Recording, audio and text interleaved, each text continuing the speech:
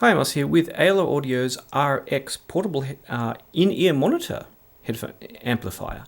Now the RX line has something of an interesting history.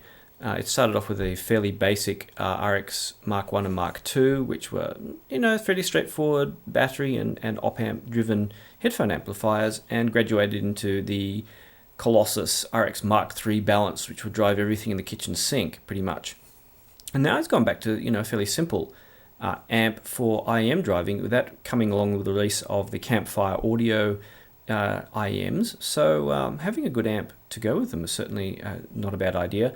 I was kind of predicting that portable headphone amplifiers were kind of die off with the improvement with DAPs coming out, but still there seems to be a market for really good portable amps, or even really good portable amps with just for IEMs. So I guess it's a bit of a niche, and that's what Ken is going for. But this amp is actually quite sophisticated. On the outside, it's fairly simple. You have your headphone input and output. You have your power and a nice orange LED as opposed to blue. The volume is a regular analog pot, because Ken, when he did try out the digitally controlled analog volume pots, and he found they added noise. And this is something that showed up in, say, the Pico Slim, where that's measurably noticeable, and maybe only very slightly audible, but still, if you're going for perfect, you go for the best sound. So that's where that's at. On the back, it has a port just for charging. It doesn't do anything else other than charge. So if you plug in something with for charging, if it's fully charged, it comes out green. If it's not charged, it comes out. It shows the same orange as the front LED. So like that, like so.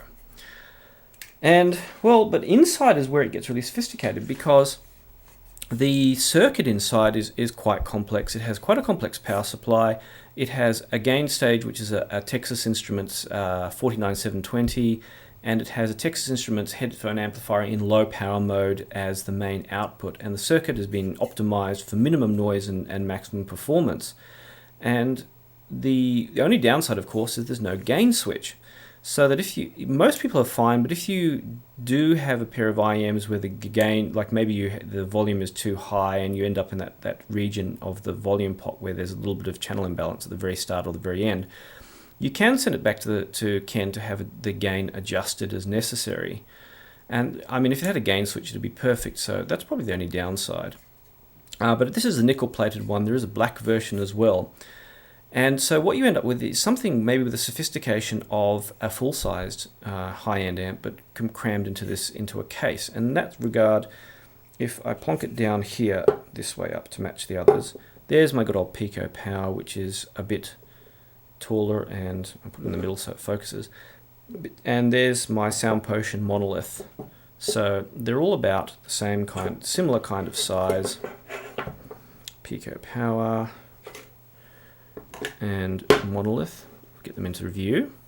So it's still a fairly big amp, and of course the penalty of using a regular volume pot being there.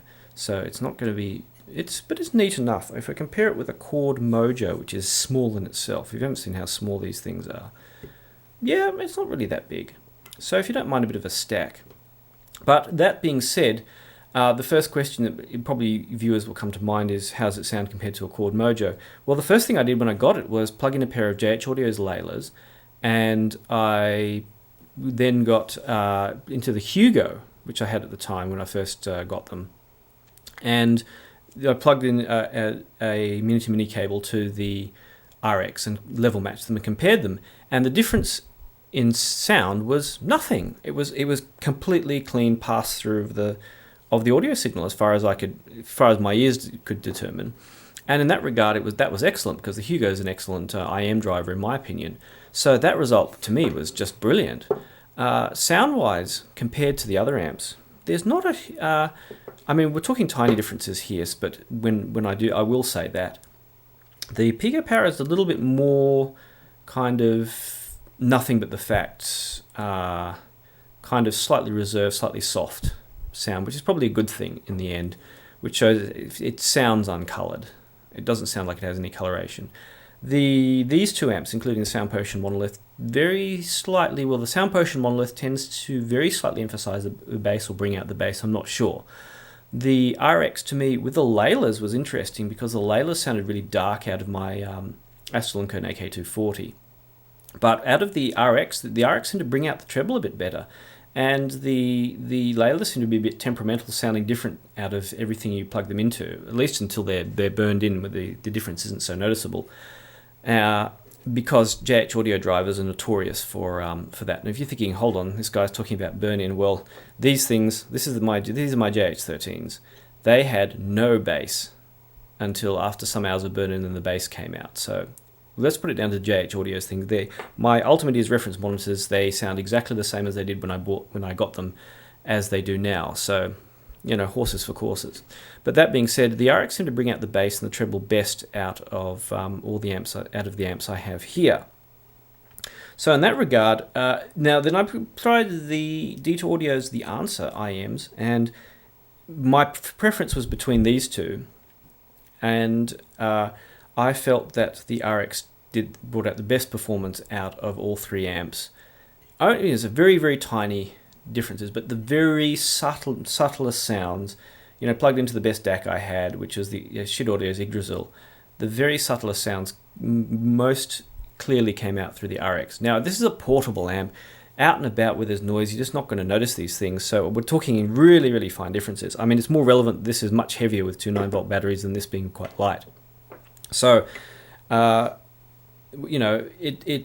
it comes out with what I wanted to say. With IEMs, it's the best result I've had out of all the amps I've tried, and I suppose even compared to desktop amps. So, for those people who do want a dedicated IEM amp, I think it's again the best I've tried so far, and I can't say I've tried a huge number of amps. So, take that into notes. But still, in my opinion, an excellent effort for Ken for this extreme niche of amps. One nice thing it does come with, as a bonus, is ALO Audio's green line USB cable. Now, if you think, oh yeah, another USB cable, you've got to be kidding me. Ken did go to a lot of trouble to make the performance of this really good, for what it's worth. And if you're using it as your cable from, you want to send music through this, and block as much noise getting into your system as possible than you would through something like this. And so at least in that regard, I won't go into USB cables now, but it's a nice bonus, especially if you're someone like me who owns like a Korg Mojo or similar. It was a nice extra to come with that, and makes it probably even better value if you're into the whole portable digital audio thing. And you could probably even use it to as a US, if you have a DAP which you want to use as a DAC. There again is a nice bonus. So that is ALO Audio's RX, and I hope I covered everything, and if I didn't, let me know. But otherwise, I hope you enjoyed the video, and as usual, I will see you online.